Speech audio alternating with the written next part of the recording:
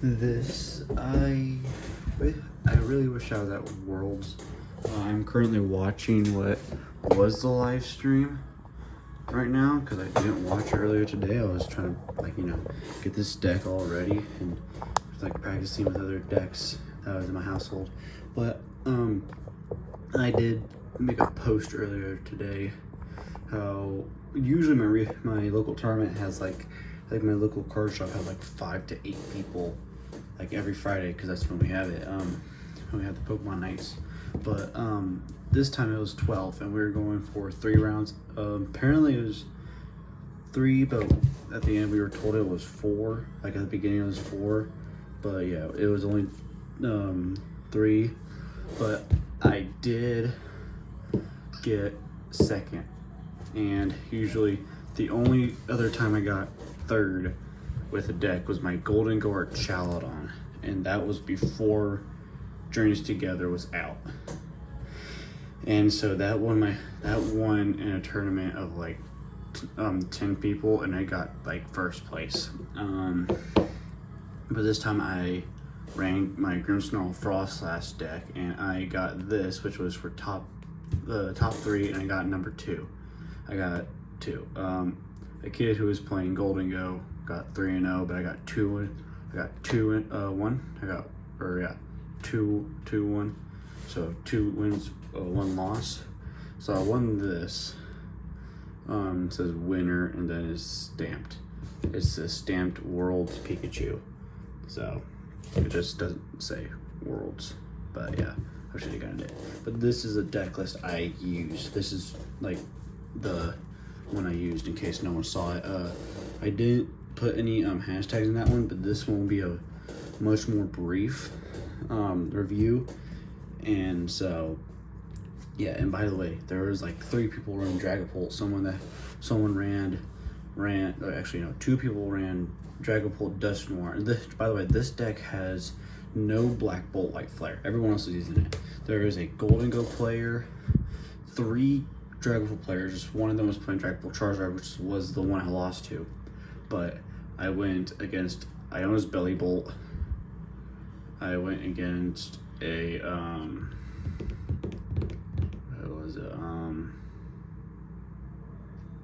I went against a steel deck. I think it was someone who's new, but I still won. But and then I also went against the Dragapult Charizard, but 2 other people were playing Dragapult Dusknoir, and I had my friend there that was playing his Ancient EX deck. But apparently there was also someone playing Okie Dokie in Cynthia's Garchomp, and yeah, I think that was everyone excited from a couple people. But this is the deck list I ran and a brief overview of what it was. So hold on. Wait, what? Oh, hold on. Okay, so for the Pokemon we play 2. So we play a 3-2 line of Grimmsnarl. Really 2. I think the reason why I know a lot of people play 3 Impidimps and the other 2 Pokemon 2 copies is, I don't know why, but I play it because of the filch card attack, which basically just lets you draw a card, which is good at the end, in the beginning, and can be good at the end. And then 2 Morgrem, and then 2 Grimmsnarl. Just 2 Morgrem because I play 2 Hurricanes in this deck, and if my 2 Hurricanes are prized, I can easily just Morgrem and Grimmsnarl.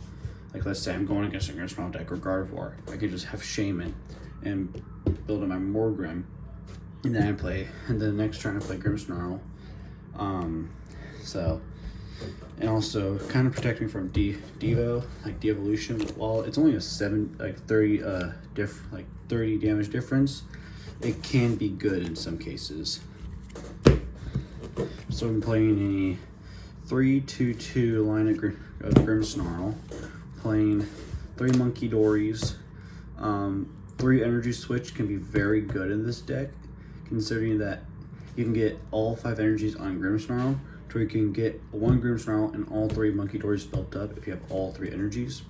So you are able to do maximum in 1 turn with all this These can do 90, or technically move 90, but I say 90, they can do 90. So 90 plus 180, which is 270, which knocks out Golden Go. But he also does 30 to the bench, so it's really just like, there's combos in here, but you have to be really good on top of him. But yeah, 3 Monkey Dories, a two line of Snorunt and Froslass. I'm using this Snorunt really only because I have the illustration rare. I don't play any Luminous Energy. I actually have this as my wallpaper. I just find this art really cute. We have Froslass in here for the amazing Freezing Shroud. Again, able to do some really good combos with it, especially if you have, I play maximum of 2. Usually people play 2 or 3. I play 2 because 40 damage coming back to my turn is plenty for Monkey Dory. People who don't know what it does is Freezing Shroud. For every Froslass in play, each player puts 1 damage counter on all their Pokemon that have abilities except Froslass.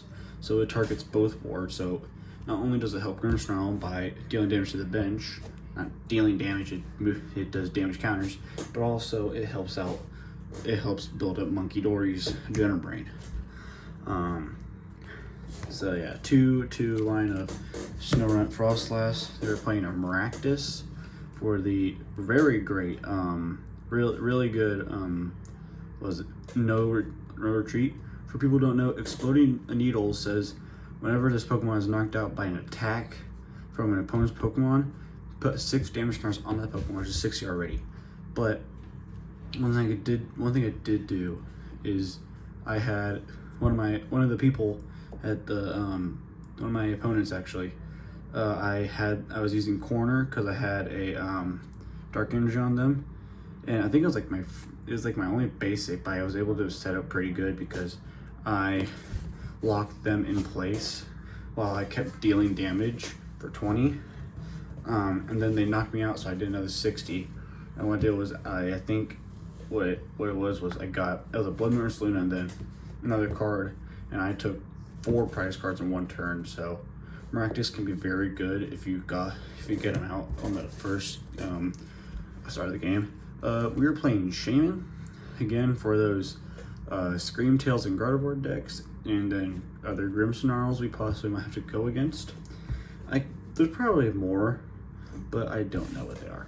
We're playing Pheasantipity for the flip the script, but also I do like Pheasantipity because of the Cruel Arrow. I think Pheasantipity's Cruel Arrow is very slept on.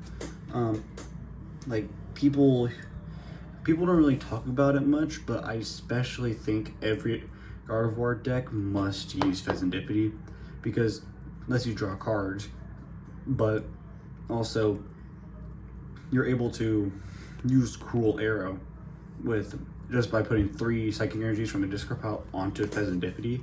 So if you have built up Monkey Doors and a Gardevoir with 3 energies in the discard pile, put those on there, add 60, use the 2 Monkey Doors to add another 60, and you're doing 160 damage with just that. So I feel like Cruel Arrow is very slept on, but it's not like, my first choice of attack. And then of course we have Budew for the Itchy Pollen for your trade cost and no attack for doing 10. That's the Pokemon. Now for trainers, we are playing 3 Arven, 2 Iono, 2 Professor's Research, and 2 Boss Sorters. We're using Arven to get the A spec, which I'll go over, but I bet a lot of you know what I'm running. 3 Arvens also to get TM Devo, TM Evo, and Rescue Board. I do play all those. So that's really why I thought of putting Hilda. I have 1 copy of Hilda, but I mean, I like the deck as it is right now. So that's the only reason why. We were playing 2 Iono for the late game disruption. And also I like how Iono, if you are somehow able to know what your opponent has, like let's say they play an Arven and they get like a Night Stretcher to set up next turn, or they get like a max belt, but they can't put it on the like active Pokemon, right? Like let's just say they get something good that they need, or two things that are good. We use Iono next turn and completely just put it straight at the bottom, not randomly in the deck, just straight at the bottom. So really good for early game disruption and late game disruption. It's even good in mid game disruption.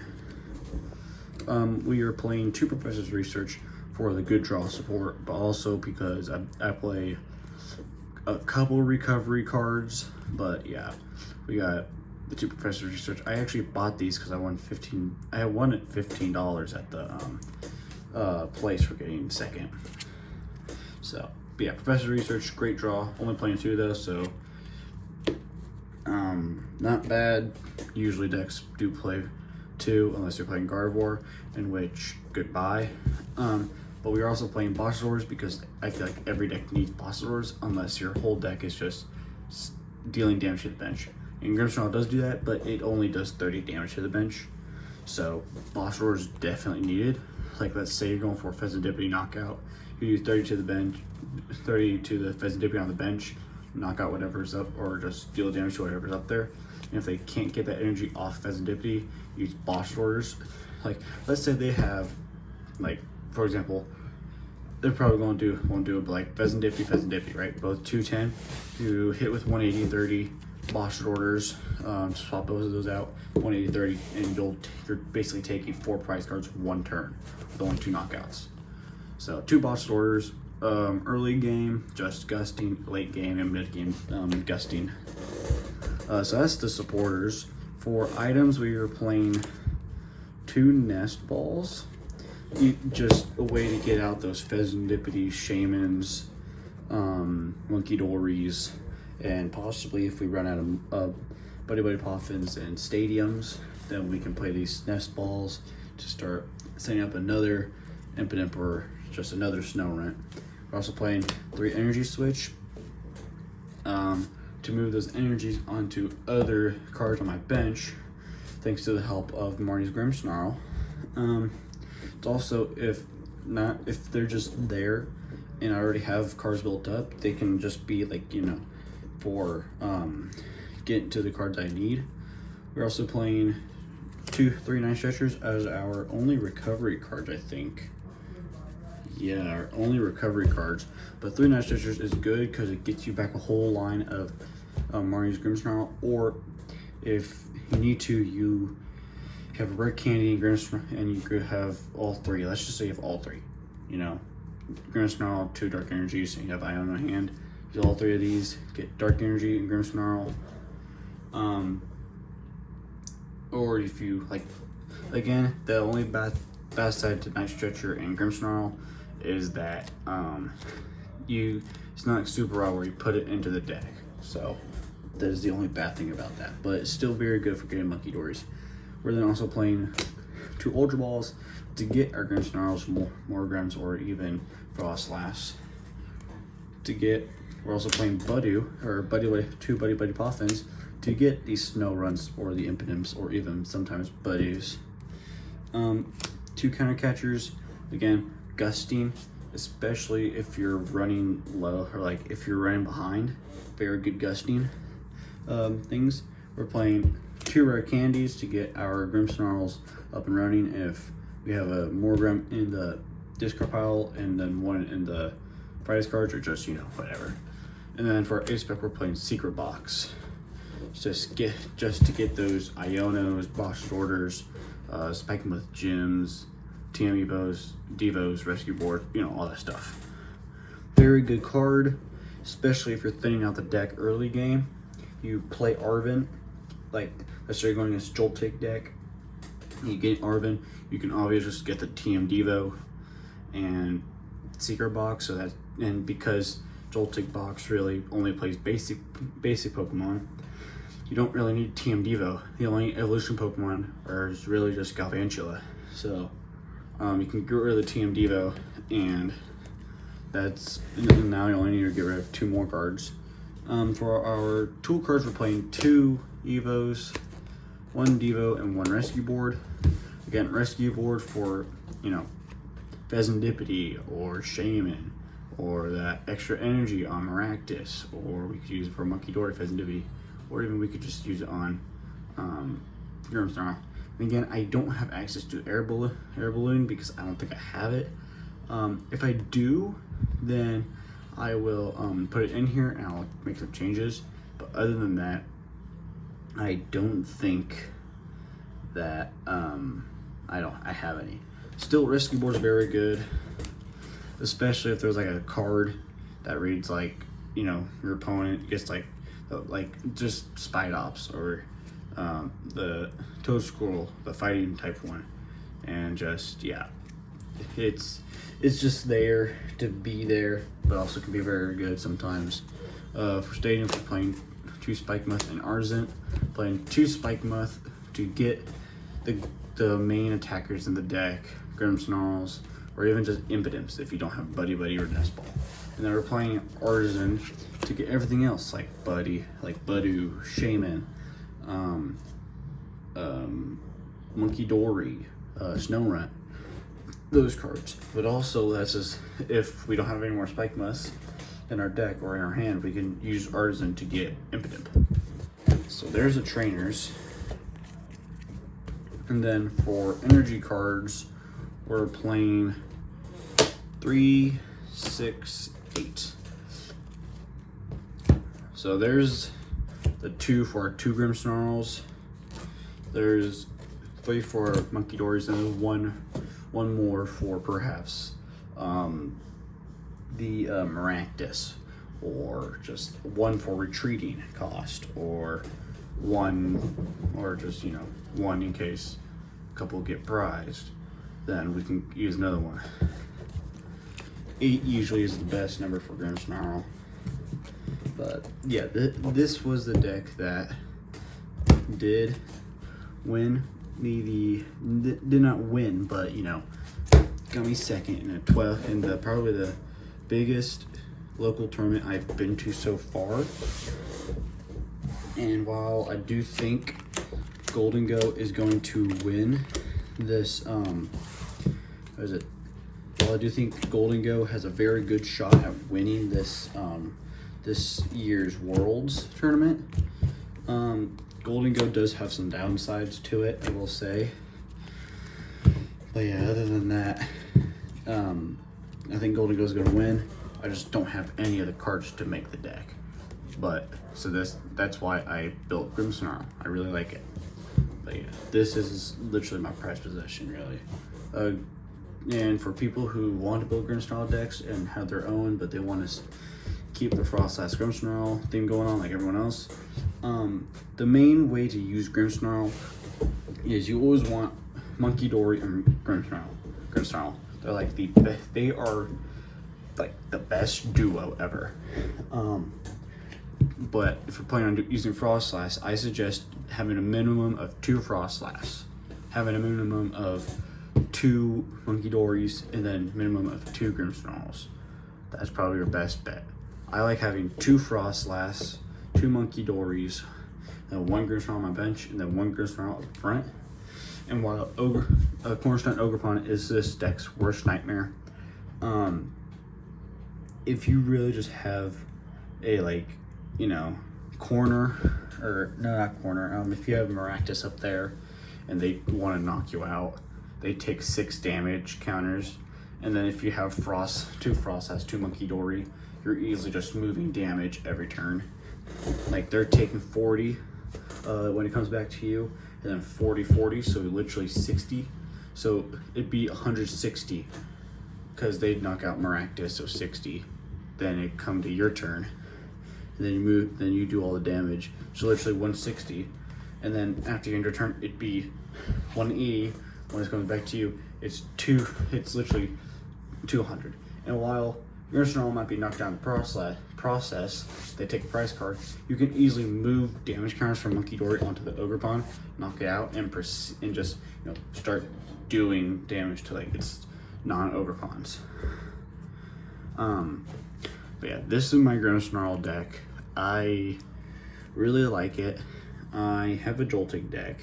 I have a Golden Go deck. My dad, I built a Dragapult Charizard deck for him. He has a Gengar deck.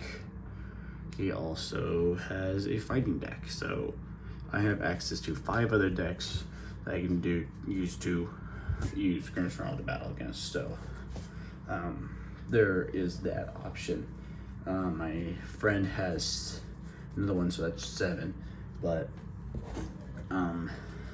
yeah, if you guys want to, and if you guys want to have inspiration for any Grimmsnarl decks, Limitless TCG has now updated their tournament thing, like their tournament deck lists. I think that's just because Worlds isn't, like, you know, done yet, so that's probably why. But if you guys want to take some, like, inspiration from Limitless TCG, they have all the best decks there, and that's where I always get my deck lists from. I do like to make my own decks because I do like to just, like, you know, surprise people, because they expect this, but no, they get this, you know. So, but yeah, it doesn't really work out.